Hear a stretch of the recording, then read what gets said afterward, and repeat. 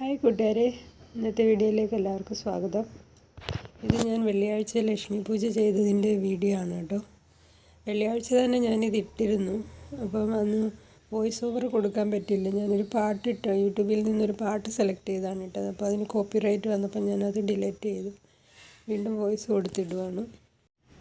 വെള്ളിയാഴ്ച നമ്മുടെ പഞ്ചമി വഴിപാടും ചെയ്തിട്ടുണ്ടായിരുന്നു കേട്ടോ.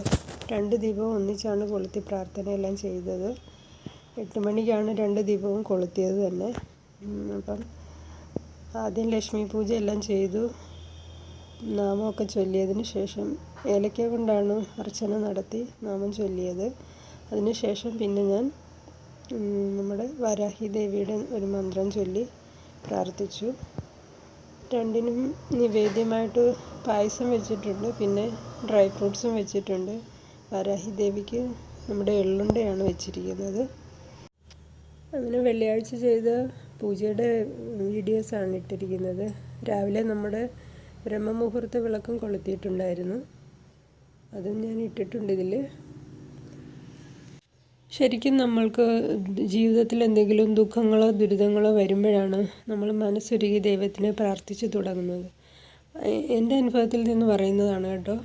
മുമ്പൊക്കെ ഞാൻ ജസ്റ്റ് വിളക്ക് കൊളുത്തി ദൈവമേ നല്ലത് വരുത്തണേ, അവർ സഹോദരങ്ങൾക്കും അച്ഛനമ്മമാർക്ക് ഭർത്താവിനും മക്കൾക്കും എല്ലാം നല്ലത് വരുത്തണേ എന്ന് വിളിച്ച് പ്രാർത്ഥിക്കും, അത്രയേ ഉള്ളായിരുന്നു.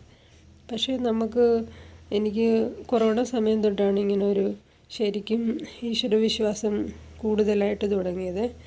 എൻ്റെ ഹസ്ബൻഡിന് കൊറോണ വന്നിരുന്നു.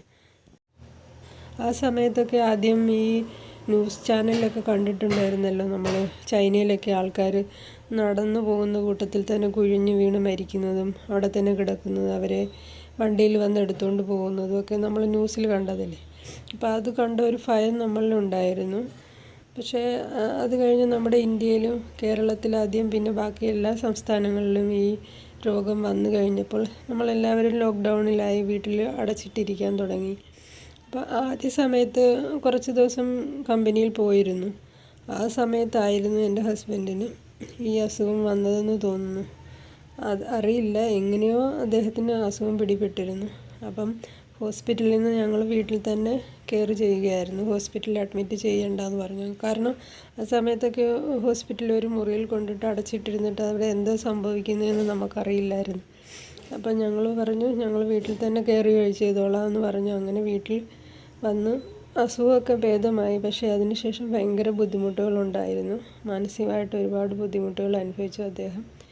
കാരണം ഈ ആൾക്കാർ മരിച്ചു വീഴുന്ന അത് കേട്ട് കഴിഞ്ഞപ്പം ഭയമായി, അതിൽ നിന്നുണ്ടായ ഒരു ബുദ്ധിമുട്ടായിരുന്നു.